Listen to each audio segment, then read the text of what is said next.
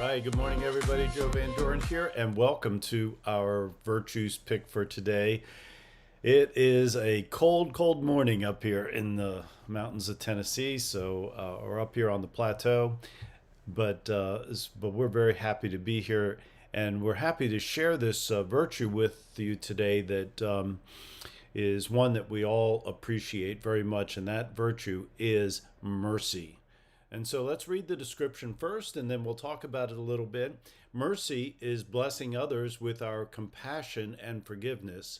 We are touched by their suffering and want to help. Justice is giving people what they deserve. Mercy is giving them more.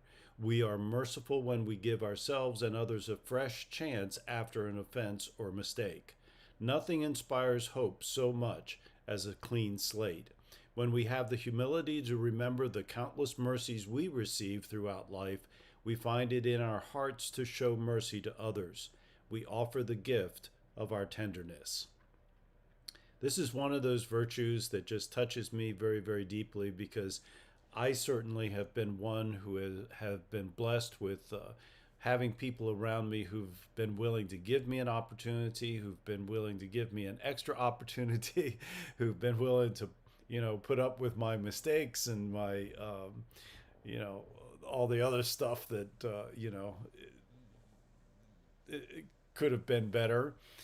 And I think that all of us really do appreciate it when people are merciful with us and when they give us that extra opportunity. I appreciated especially this line in here where it says we are touched by their suffering and want to help.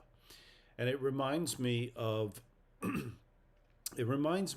this thing that I learned a long time ago, and honestly, I think it was in some Buddhist teachings. I'm not 100% sure, but I believe that's where I first heard this idea, and that is that when someone does something that's offensive to us or that demeans us or puts us down or makes us feel bad or we feel like we've been wronged in some way, instead of immediately jumping to a conclusion of how this person is such a bad person or becoming defensive with them or becoming offensive with them and giving back to them some of the similar things that they've given to us, instead asking ourselves, I wonder how they're suffering. And I think that's just a great question to ask. And I also think it's hard, at least for me, it's been hard to always remember to do that because we get offended, we get, hurt, or we feel guilty or made to feel guilty about something. And we forget to ask ourselves, I wonder how this person is suffering. We don't respond and do things in that are intentionally meant to hurt others. I don't think anyone, not very many people anyway, intentionally want to hurt others, but they could be suffering in some fashion that brings out that response to whatever that situation might be. So when we ask that question, I wonder how they're suffering. It could be that they might be fearful. It could be that they've just had a great loss themselves in some fashion. They may have found themselves to be angry about something else or someone else or some situation. And now, you've come into their life in some way and bam, they just take it out on you. And I think this is especially true if you're a parent. I can't, so many parents have asked that question about, oh my goodness, the kid just told me he hated me, or my kid is, acting this way, or he's so good outside the home, but inside, he acts in a totally different way. And I would just say that in some fashion they're suffering. And so we don't help someone when they're suffering by demanding that they quote unquote behave themselves, right? We help them by being merciful, by giving them another opportunity, by offering whatever help and support that we can offer.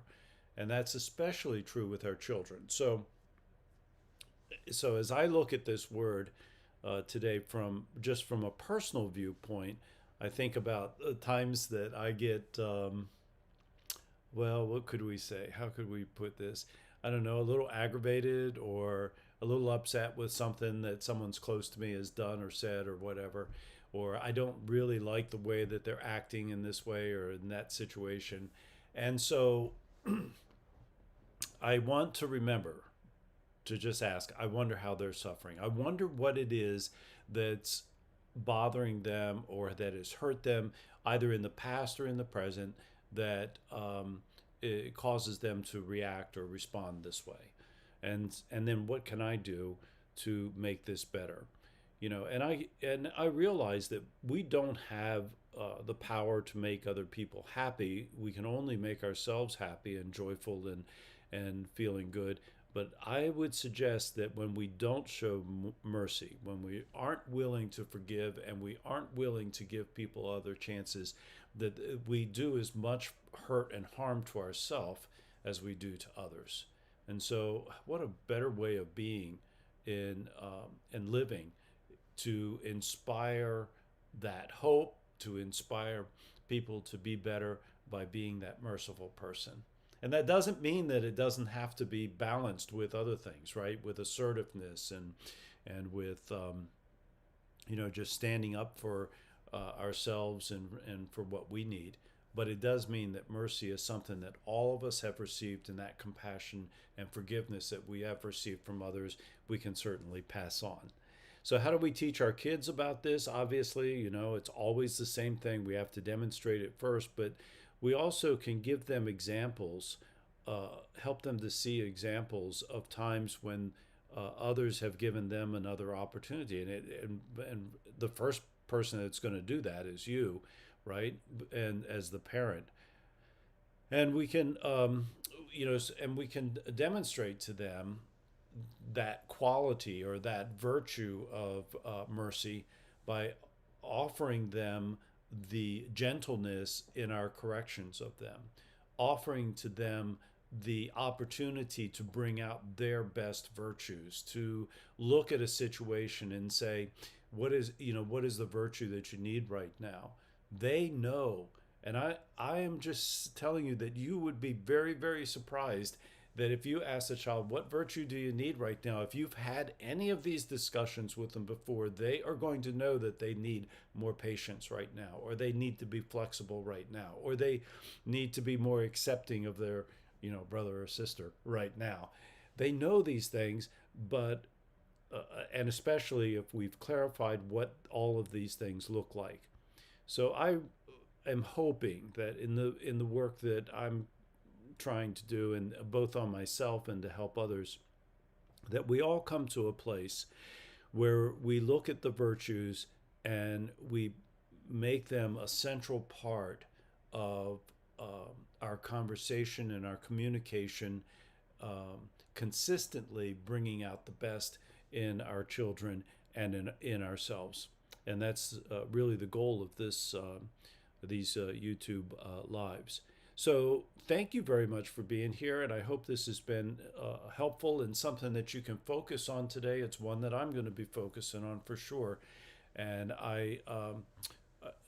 as we what is today, Thursday? So we'll see you all tomorrow morning.